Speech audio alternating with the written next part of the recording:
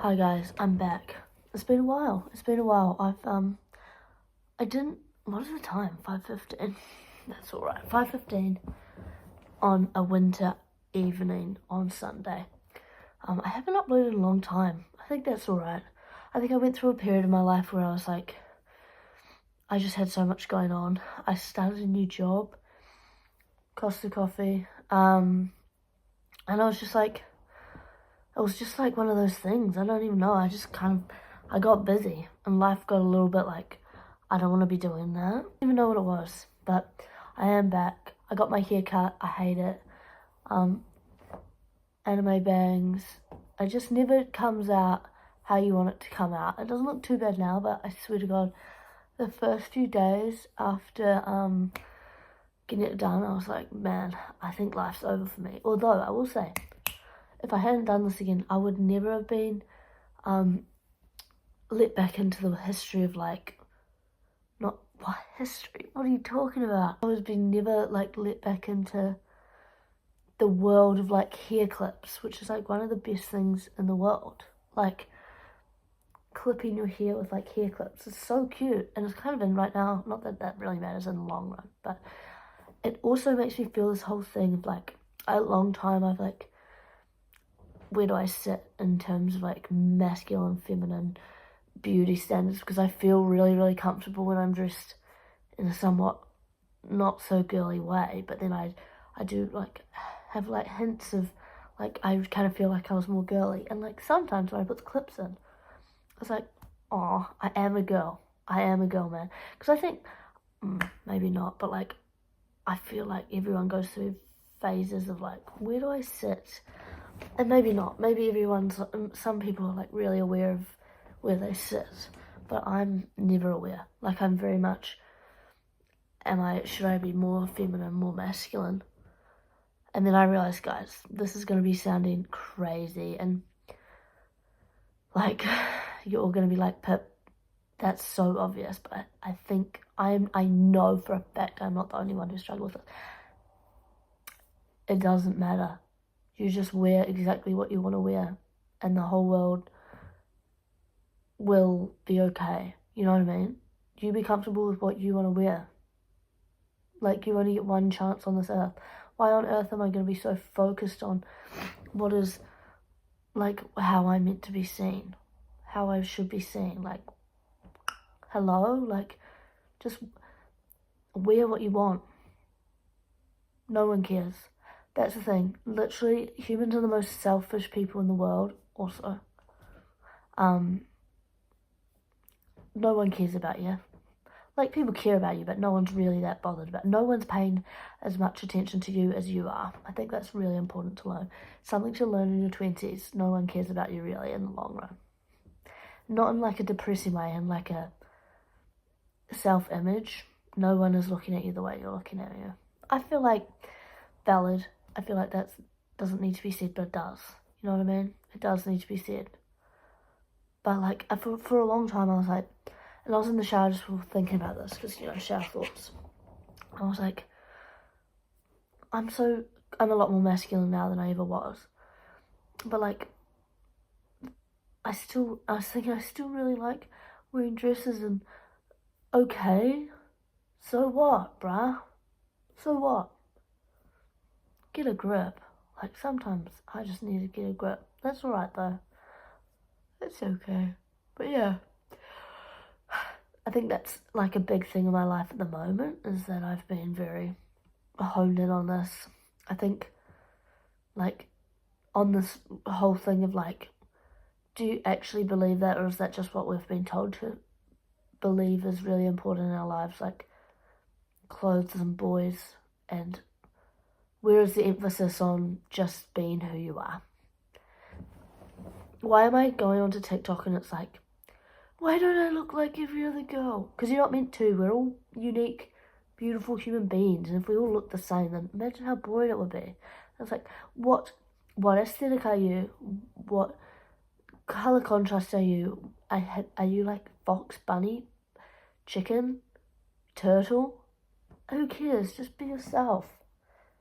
Do whatever you feel good in and what makes you feel good in yourself. I just don't This is a conversation though that just you can fall into the pits of.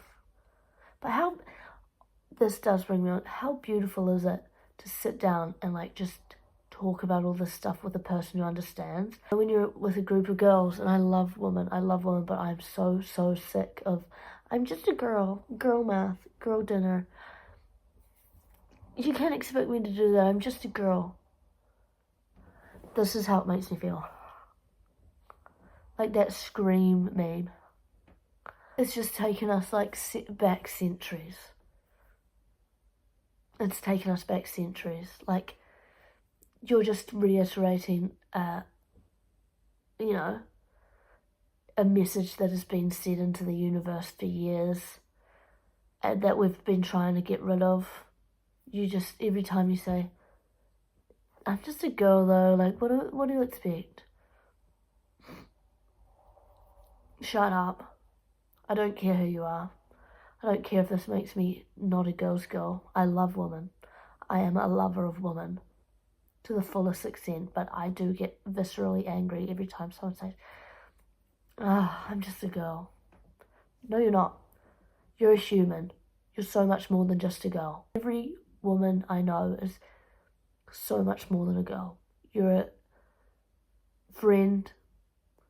You're a beautiful soul who lights up a room. You're funny, you're smart, you're intelligent, you're gorgeous, you're talented.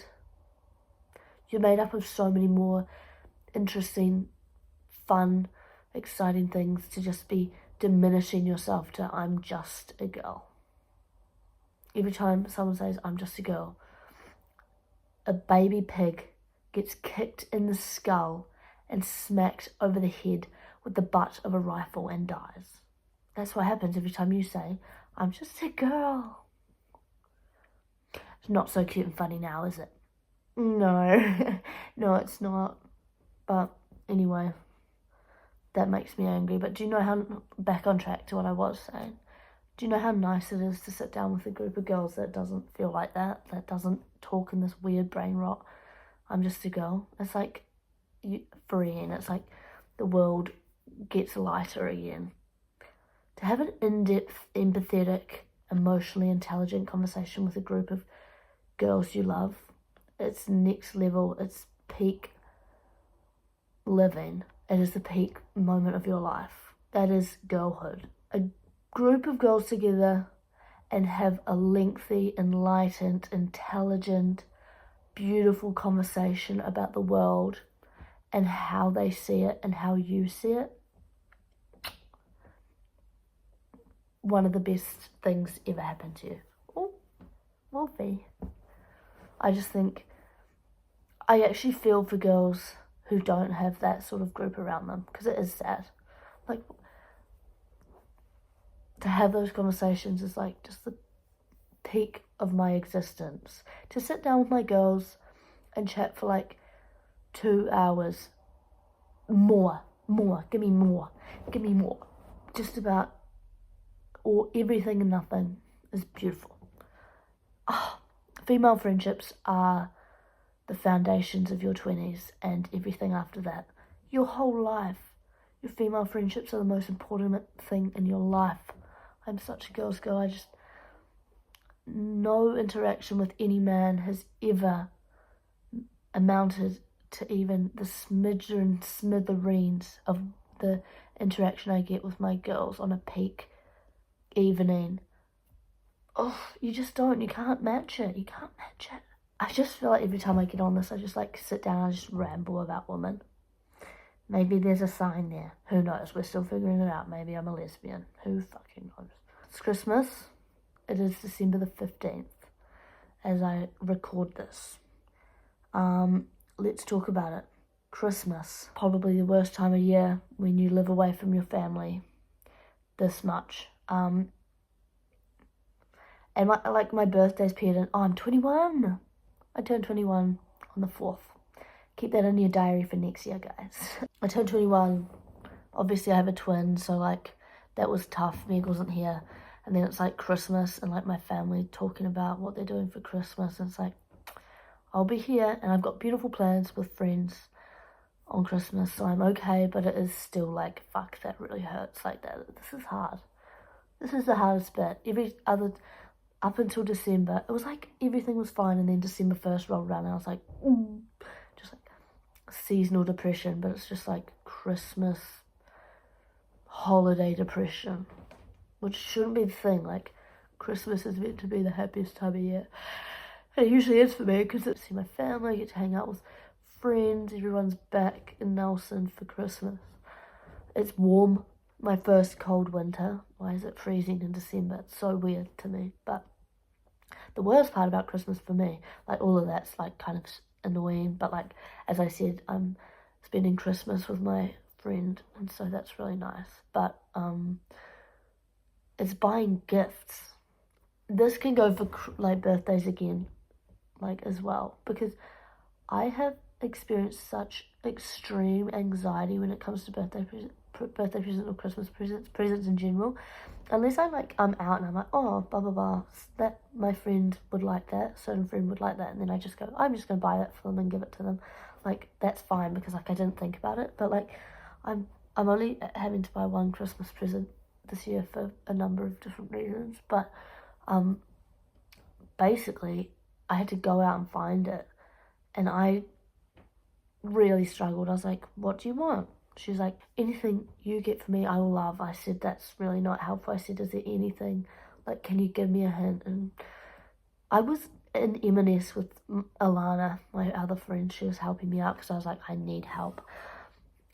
I was like I felt like I was on the verge of tears. I'm in M&S riding in the elevator. I had this distinct memory of me just looking at Alana, and Alana just looked kind of panicked. She's looking at me like, you're about to start crying. And I genuinely felt a panic attack coming on. It just like clawed its way out my throat, and I thought, this is it, I'm going to cry in M&S, and Alana's going to see me, and it's just going to be like really embarrassing. We walked around all of Manchester. We went Market Street, the surrounding areas, the Arndale in December. Crazy idea. That's not for the week. I mean, I found something in the end. I'd show you, but then what if Jolie somehow magically finds this, which I don't think she will, but imagine she did, and then she knows. So I won't show you, but it's quite cool. I hope she likes it. I left the receipt behind, because I never pick up receipts, and just by habit I just left it there, so she can't take it back even if she wants to. Every time I think about it, I get a well of anxiety in my stomach. I really want her to like it, and I just don't do well with it. It's so hard. And like, I know Jolie, but like, not that well. Like, getting Meg a gift, say, is really easy, because we know each other inside and out. But even getting Athena a gift was hard. Getting Beans a gift was hard, and they're like my best friends. So it's like, where is that, you know? But yeah, what else have I got? I write down all my things. I didn't have any obsessions this week, this like past few things. I'm sure I've had some. I usually like write down a couple of obsessions that I'm like obsessed with. The only real one I can think about is Larry stylinson. I know shit's getting a little bit tough when TikTok starts putting Larry stylinson back on my feed. And look, I know a lot of Larry stylinson will ring alarm bells for a lot of One Direction fans. I want to get my story clear. Louis Tomlinson and Harry Styles dated. This I can say for certain. Do I think they're dating now? Absolutely not. Do I think they've dated since One Direction? Absolutely not. I genuinely think they probably weren't dating towards the end of One Direction either. I think it was like the first 3 years there was something going on. But since then, poof, nothing. I think it was like, wait, how long were they in a band together? Before, I don't know. I'm a fan of One Direction, but I'm not like a mega fan or anything. But they definitely dated, and you can't convince me otherwise. There's too much proof there for some of them. Do I think some of the proof is very far-fetched and a bit of a reach? 100%. Some of you are like scraping at even the slightest thing. I think it was like a first love thing, and it's definitely like affected both of them in many different ways. But it's not something that takes a hold of them now. Like, they've clearly both moved on with their lives. Like, they're not even, like, and all that stuff about Louis' baby being a deep fake, that's crazy. Like, come on. Like, that's crazy. He's obviously had a kid. Is he with Eleanor Calder now? I'm not sure. But that was real, I think, partly. I think Freddie's real. Obviously, Freddie's real. He's alive and well. But, I don't know. I just think there's, like, some of it's very far-fetched. I think a lot of it is, like, invading the poor boy's privacies. Like, they didn't need that at a young age. But, yeah. Oh my god, since filming my last video, Liam Payne has died. Rest in peace. Does it, make up for the things he allegedly did to his ex-girlfriend? No.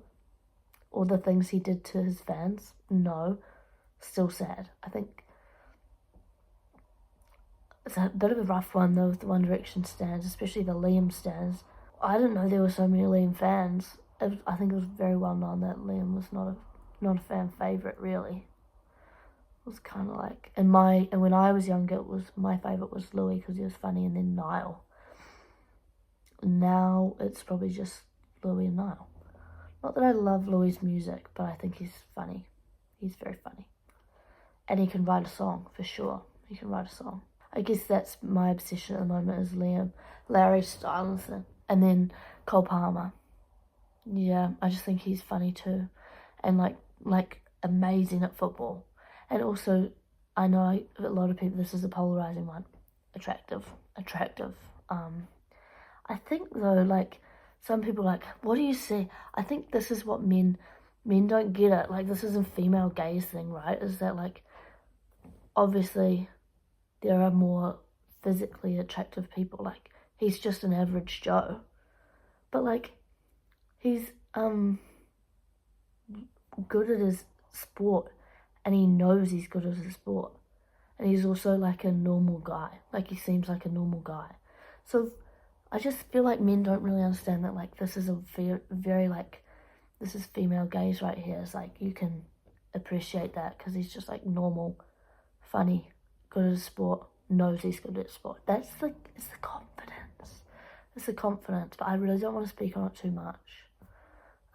Because I don't know, I get weird about speaking about, like, he still seems too normal to, like, speak. Like, I know I've just talked about, like, Larry Steinson, but, like, they're really famous. They're never, like, they are out of touch, like, they just feel, I'm not putting them on a pedestal, but they're, like, far away, whereas, like, Cole Palmer is very real still.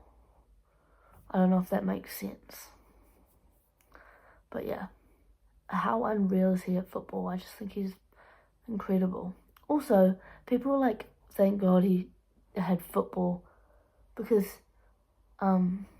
he would have been fucked otherwise.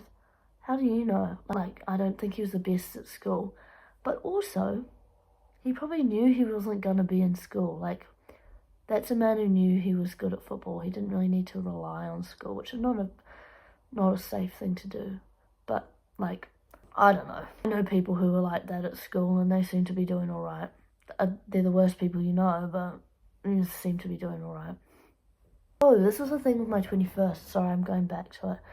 I had to, like, perform a speech, but then I realised I was working at the same time as Meg was, like, having their 21st. They had a birthday, and it was, like, such a weird feeling because, like, I wasn't even there for my birthday. It was very strange, but I was like, okay, I'll just film it and then send it to you, and you can play it. I had Athena on speed dial. I was like, how's it going? Like, are people laughing? Because this was my only thing. I was like, are people laughing? Was my comedic timing good? I kind of wanted someone to film it so that I could work on my set. I felt it was, and people were laughing. Sorry, you're only human. And there was tears too, apparently, which was like I've done a good job. Because, like, I really couldn't care less if it was, like, I just wanted people to laugh, man. I was like, because Meg wanted me to do it live. I said, I'm not doing it live because I can't face that rejection head on. But now I'm kind of wishing I did, because I would have seen that laughter. I would have seen that mojo. But no, apparently it went down well. I didn't get a video because Meg's useless in that regard. But no, it was good. It was good, but it was very weird. I did go home thinking, what is my life like? I'm here and everyone's at home celebrating my 21st without me. And Athena made the cutest, like, scrapbook of Meg. It was the most beautiful thing I've ever seen. And Mum was showing me the next day on FaceTime, and I was just, like, bawling. What a blessing it is to have great friends. You know what I mean? Like, what a blessing it is to have the most genuine, beautiful people around you. That's how you know you're a good person. I have the most genuine, beautiful, lovely friends who've, like, been around forever. That's how I know I'm a good person, because, like, they would not stick around if I was a shitty person. Which kind of brings me on to my next point, is that, like, and kind of the next point after that, I'm leaving my ex in the past. I'm done. They ruined my life for 3 years, but I'm not letting them do that anymore. I've, like, kind of made a conscious effort to, like, this is it. And this is only this weekend. I'm like, I'm over it. Why am I still chatting about this V? Like, they literally held me captive mentally for like 3 years. Why am I still letting it affect me? Unless you know the law, that sounds crazy, but it was like on and off, I guess.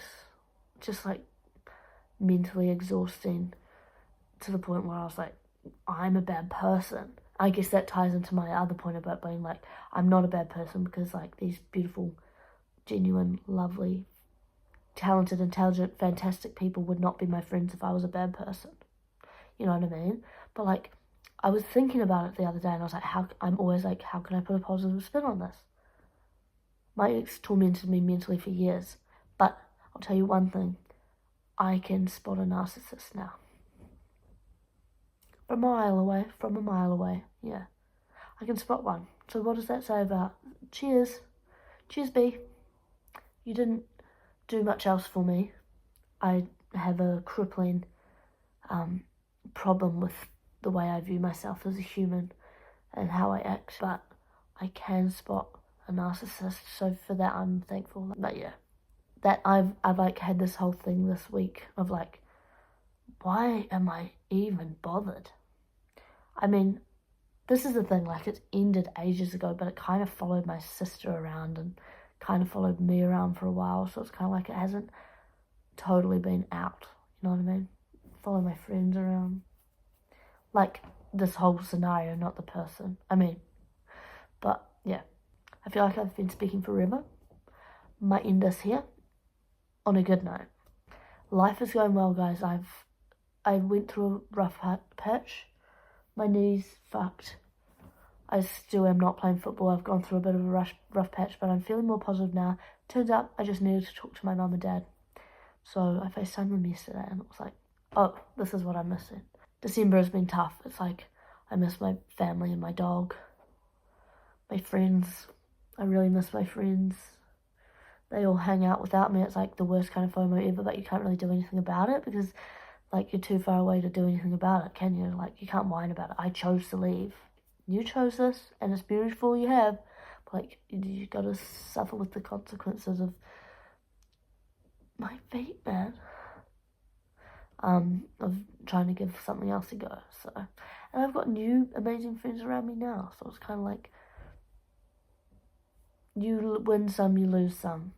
Every loss is a win gained, or whatever that fucking story is. Oh, Obsession, Mary Oliver and the Journey. Mary Oliver and Wild Geese. 2 poems you should listen to. Listen to her read them, because she's chef kiss. I've got back into reading too, and that's, maybe I could start talking about books. I feel like that's not very interesting though, unless you're also a big reader. I want to get into more comedy stuff. I don't know how.